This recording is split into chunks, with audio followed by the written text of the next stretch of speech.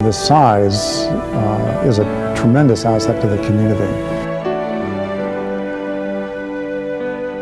This is Courtney, and this is his profile in courage. Courtney Calkins was living the American dream. Beautiful home, beautiful wife, newborn son, and an avid runner. His symptoms were mild, and no one, including Courtney, could have suspected that an intraspinal tumor would change his life. Well, I didn't really know there were symptoms at first. I just had a bum knee and it kept hyperextending. I thought, I've been running a lot, and it's probably just something, trick knee, it's hard on the body. Then I had, so my hand would do like the claw, and it would just kind of bind up, and almost in a fist, partially. I just remember that Courtney had said to me while I was delivering the baby, he couldn't grip my hand, and so I thought that was really odd. He just couldn't hold on to my hand. So I went to the hospital, and I went to the doctor, and they did their workups, their bloods and everything, and nothing was found. And then I got my MRI, went to Dr. Foreigner, and he, through his testing, he pretty much discovered that it was a tumor, but he had to get the MRI to find out what was going on. And then I had a tumor from C3 to C7, which actually could have affected breathing and all the rest of that. Removing a tumor from within the spinal column is a sensitive, precarious procedure. Without question, there would be physical limitations following the surgery. To what extent was not known. Following his surgery, Courtney was admitted to Enloe Rehabilitation Center. There were actually two aspects to Courtney's disability when he first came to us. First of all, there was some damage to the spinal cord that had been created by the tumor itself. But then in addition to that, because the access to the tumor during the surgery is so difficult, there are some other deficits that are mostly reversible that are created by the surgery itself.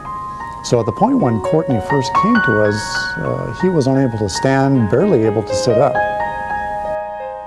Courtney also had absolutely no feeling in his now paralyzed left leg. It was unclear whether the loss of motor control, especially in the left arm and left leg, would get better or not. That was a situation where we were just having to proceed with the assumption that we would try to get as much of that back as possible and not know exactly where we were going to be 3 months or 6 or 12 months down the road. When Courtney was first admitted, he needed quite a bit of help with all functional mobility. He needed help getting in and out of bed, transferring, standing up, and walking. Just to get out of bed, he needed maximal assistance, meaning I was doing 75% of the work. Coming to a stand, he needed 2 people to help, and walking required the assistance of 3 people. So he needed a lot of help, and his primary limitation was the fact that he couldn't feel his legs. He didn't have the sensation in his legs. He didn't have the awareness of where his legs were in space, and we call that proprioception. So he needed to use his eyes to see where he was placing his feet on the floor. When we did therapy, in fact, the first device we used, he wasn't able to see the floor, and so we had one person hanging on each leg trying to move his feet and put them in the right place. And he made daily progress and got to the point where he required someone just standing right next to him when he was walking. The first thing they did was they stood me up using, I guess it's called an arjo, which I didn't want to do. I said, I had been stood up once or twice in San Francisco, and I knew that I couldn't stand. I couldn't sit on the edge of the bed. I had no balance or anything. So they're like, we're going to evaluate, we're going to stand you up. I'm like, I can't stand. Don't try to stand me. I can't do it. And they did. And that's what they do. They always push me further than I think I can go. Courtney is very motivated, which makes a tremendous difference when somebody's going through a difficult rehabilitation like this. Some people are frustrated enough by that they tend to become depressed, throw in the towel, and concentrate more on what they can't do anymore than what they're still capable of doing. Courtney was very much the opposite. Courtney knew what he wanted to be able to do eventually. He also knew that there were several of those things that he wasn't able to do at the moment. I think one of the hardest things emotionally, as far as a positive attitude, the hardest thing was how I relate to my son. Not being able to pick him up, not being able to really watch him, to take care of him. Throughout his therapy, Courtney showed a remarkable positive attitude and equally remarkable results. He had an incredible attitude, and I think that was one of the nice things about working with him. He was positive from the get-go. For the past 5 months, Courtney has undergone extensive rehabilitation. The staff gives him the credit, but Courtney believes the Enloe rehabilitation staff were and still are the key to his recovery. They supported me, and I tell them, oftentimes, like tonight before I came here, they had me running. I mean, I can't run, but they, were pushing me and pushing me and pushing me in directions that I didn't think I could go in, but I could do it. I mean, they would push me, and find me more capable than I found myself and give me confidence. But, I owe them a lot. I mean, I almost get choked up saying it. Courtney has come so very far and shares his sense of humor about his long-term recovery. My neurologist says I'll have 18 months of neurological recovery, and I'm only 3 months into it. So I have 14 months of neurological recovery. Like I said, I honestly say, if I keep going at this pace, I could be in the Olympics, because I'm improving so fast that it's impossible to keep improving at the rate that I'm improving. As with most medical specialty services, Courtney had many options for rehabilitation treatment, and he is pleased he chose Enloe Rehabilitation Center for his care, a service of Enloe that he did not even know existed. I got real good comments about what it was going to be like if I went to Enloe Rehab. And I didn't even know it existed. Drove by it every day on my way to work. Never knew it existed. Now I drive by it and say, there's my room. This is Jack Barry, and this is his profile in courage. In March 1999, Jack departed for Gabon, Africa, to produce a documentary on a missionary hospital.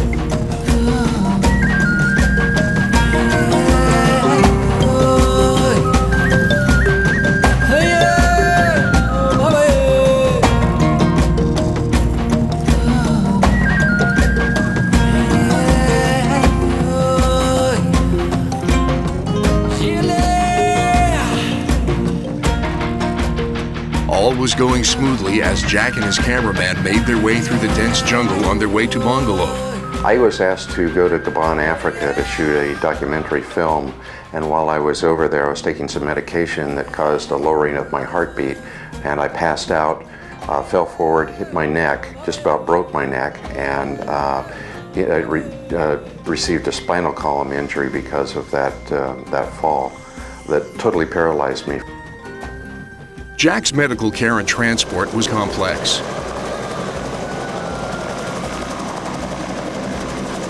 He was transported by helicopter from the rainforest to a hospital in Libreville, the capital of Gabon.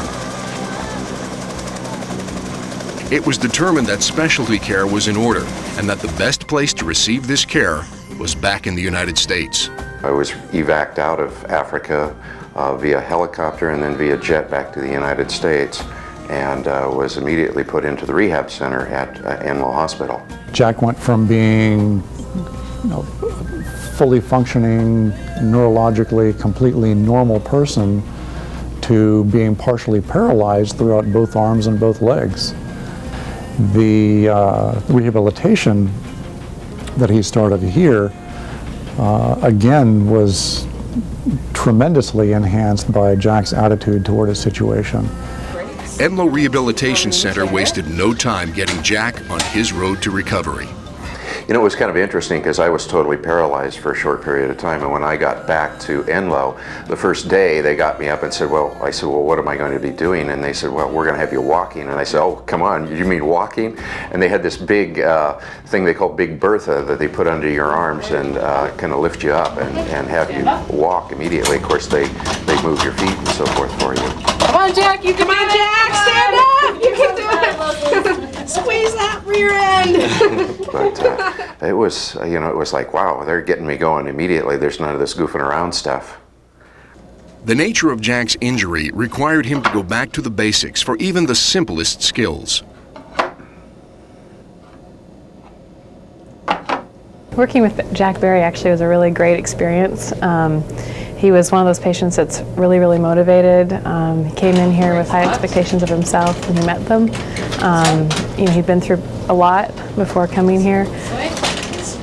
As his occupational therapist, I was the one who helped him learn how to get himself dressed and shower and other things, and feeding himself. So really he had to trust me quite a bit to kind of invade that kind of personal space. I wouldn't say invade, but he had to allow me in order to figure out the best ways to gain independence. Good, Jack. Keep your chest up. Right leg. Bring it through. Look straight ahead. His rehab schedule required a 3-week residence at the rehab center. However, with a business to run, the staff made accommodations for him. Jack, when he first arrived here, he let us know probably the first day that the most important thing to him was getting back to work. He needed to work. You know, the work was very, very important to him. So we started out, you know, looking at basically what he needed to be able to do in order to go back to work. And right away, he and I started talking. I think the second day we started talking about how can we get a studio set up and how can we modify the equipment so he would be able to use it. With this custom office, Jack was able to continue running his business and complete his rehabilitation. But the staff kept a protective watch over him to see that he did not overextend himself. Most of us know in this area, Jack's voice is quite famous in commercials on TV, and he still had perfect use of his voice, so he was able to work in the evenings. The only constraint that I put on him was that he couldn't work so hard at his work at night that he would be too tired to do his therapy during the day. Jack responded well and made outstanding progress. The fact that they kept working with me on a continuous basis and my progress was, you know, remarkable. In fact, they told me normally we see progress on a weekly basis. With you, we're seeing progress on a daily basis.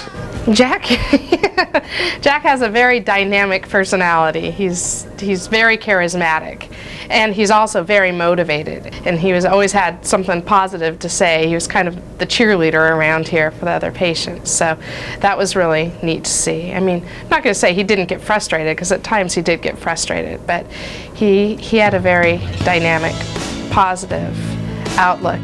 I would be nowhere near where I am now. I can't say enough about what those people did for me. I mean, they just, you know, took me from being totally paralyzed to being able to walk around and do things normally as I'm able to do now. It was Jack's courage and commitment that has seen him through a year's work of recovery, but he gives credit to his therapists. Each one of the people had a positive attitude that gave me the hope that I knew I was going to get back to normal again. We've got the best prices in town, and our redwood fencing packages start at just $436. Today, Jack has nearly fully recovered. He is back, enjoying life, and his story is an inspiration to all.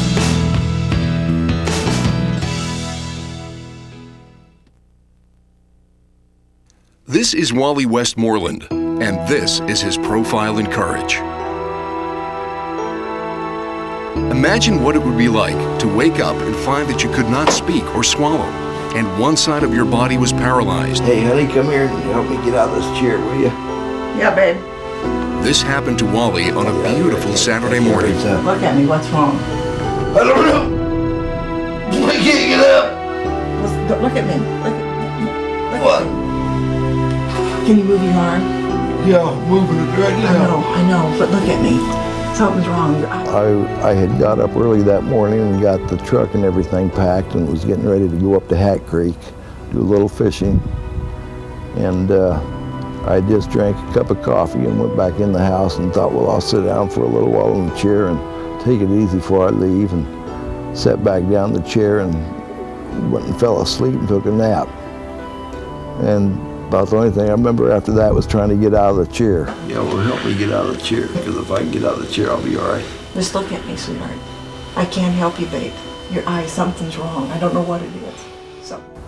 I didn't feel any pain, didn't feel anything hit me or anything. But I tried to move my legs and my arms and push myself out of the chair, and there was just no way of getting up. So I called Linda to see if she'd help me out of the chair. And she took a look at me and she says, no, I'm not going to help you out. There's something wrong with you. So she didn't know what it was. She thought I had a heart attack, I think, at first. He was a gentleman who had a pretty good state of health. just fell asleep in his recliner one day, and woke up and he noticed that he was paralyzed in one side of his body and had a stroke, and was taken to St. Elizabeth's Hospital, and found that he did have a stroke, and was transferred once he was medically stabilized to Enlow Rehabilitation Center. After being admitted to the Enlow Rehabilitation Center, Wally began his arduous journey to recovery. When Wally first came in, he had 4 different problems that we were dealing with. The most important problem and of greatest concern to him was the swallowing issue. We also worked on his speech in terms of he was very dysarthric. His speech was very slurred, so it was difficult to understand him. The other areas we addressed were his thinking skills in terms of being able to remember what he was learning here. Well, I think the most challenging was probably getting the leg to move to do any walking at all to begin with. And the last area we worked on was his awareness of the left side. He had a lot of problems with neglect of the left arm, the left leg, and that not only went to his body, but it also involved his vision. And if something was on the left-hand side, he didn't see it unless he was cued and told, you need to look to the left. But on his own, he could not do that. I just wouldn't look to the left, and which my whole left side was affected in the stroke, my vision and everything, and so they had told me to keep telling me to look to the left more, you know, and I just couldn't seem to get it through my brain to keep looking to the left. He needed to have a red line down the side of a page, and then you'd have to say, Wally, where's the red line? Did you find the red line? Took him quite a while working with me, I'll tell you. Family involvement for rehabilitation patients is critical. Family or friends that can assist in rehabilitation allow the patient to continue rehabilitation outside the walls of the facility. I was involved from the very beginning. When Wally was an inpatient, I would go in and learn how to properly help transfer him, you know, with their assistance. But I know I needed to learn to do that because when he came home, I needed to know how to do it right so I wouldn't hurt myself or hurt Wally. One thing that made Wally probably different from a lot of patients was he was very driven, and his love for fishing was one of the things that kept him going. He was very determined that he was going to get back in that boat and that he was going to fish again. They had a room there at the hospital, a transition room for the wife and husband to spend a night there together, and they could do cooking, and they had the TV and VCR, everything set up for you, and wanted you to find out what it would be like to be on your own when you got home, and give you a little taste of it. So we found out, and it was great, really. It was pretty tough, but it was very good. Wally was definitely a success story. He was discharged from speech therapy, and he is paying attention to his left side now, pretty much using himself as his own therapist. I've got a lot of things I want to do yet, and I got a wonderful family to do it with. One of the goals that he told us, and I'll never forget this, when he came in and we do a team evaluation asking the patient, what is your goal?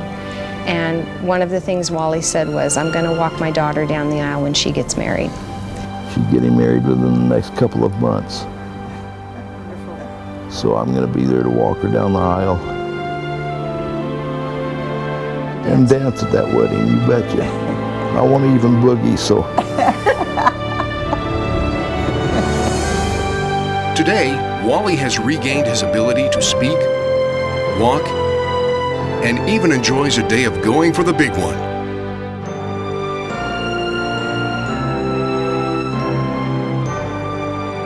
Enlow 2000 members have contributed to yet another specialty service that makes Enlow a point of pride in our community. Enlow Rehabilitation Center.